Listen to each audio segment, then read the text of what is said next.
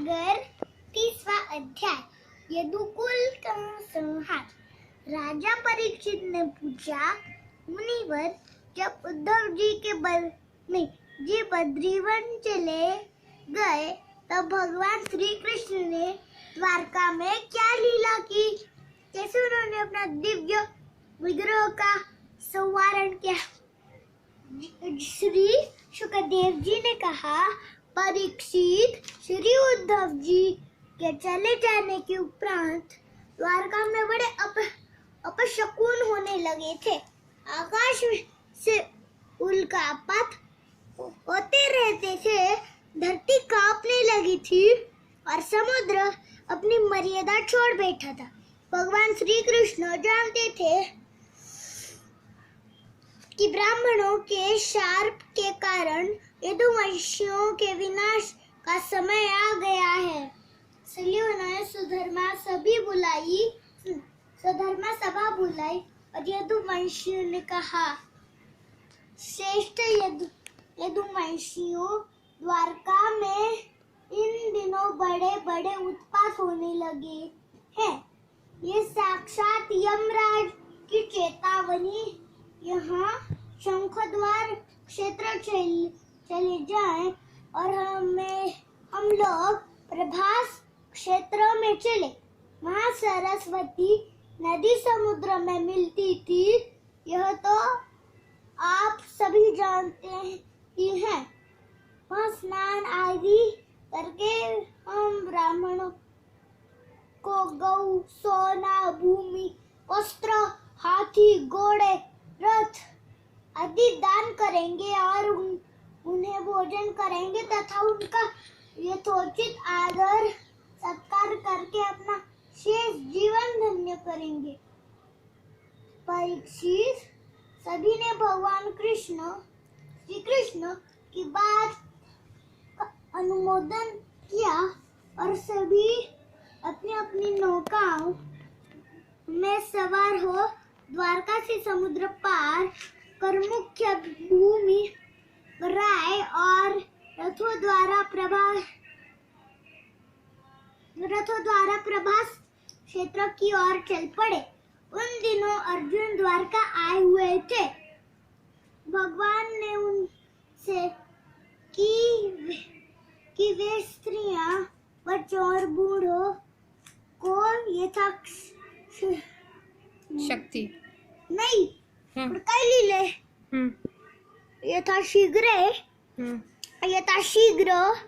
शंखोद्वार क्षेत्र में पहुंचने का उत्तरदायित्व संभाले। अर्जुन ने भगवान की आज्ञा का पालन करने का वचन दिया और वो अपने काम में जुट गए। प्रभास क्षेत्र पहुंचकर यादवों ने बड़ी श्रद्धा और भक्ति से वहां शांति पाठ किया और सब प्रकार से मंगल कृत्य किए। उस कार्य से निपट कर वे सभी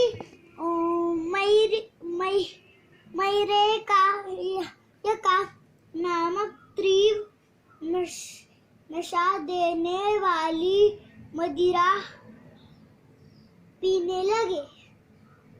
उसके नशे से उनकी बुद्धि भ्रष्ट हो गई और वे उन्मत्त होकर एक दूसरे पे कशी करने लगे। देखते देखते बात बढ़ गई और थोड़ा सा पुढे करना। हाँ, तलवारें खींच गई।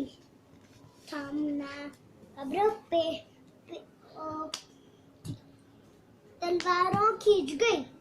भगवान श्री कृष्ण ने उन्हें समझाना चाहा, पर उन्होंने उनकी भी एक नहीं सुनी और वे भला बुरा कहने लगे।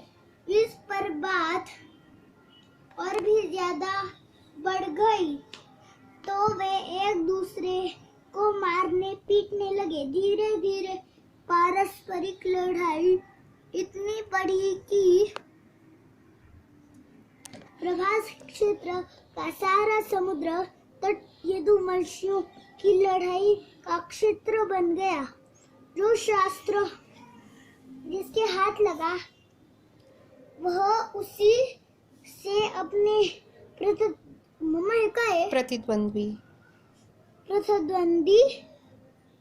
प्रतिद्वंदी को मारने लगा। जैसे जंगली हाथी एक दूसरे पर दांतों से चोट करते थे, ऐसे ही वो हथियारों प्रहार करने लगे। प्रद्युम्न, सांब, अक्रूर, भोज, अनिरुद्ध, सात्यकी, कृतवर्मा, सब सुभद्रा, संग्रामजित, गद, सुमित्रा, सूरत, निशांत, उल्मुख, सहस्त्रजित, शतजित, भानु और अन्य सभी यादव आपस में एक दूसरे को मारने पे तुले थे। मदिरा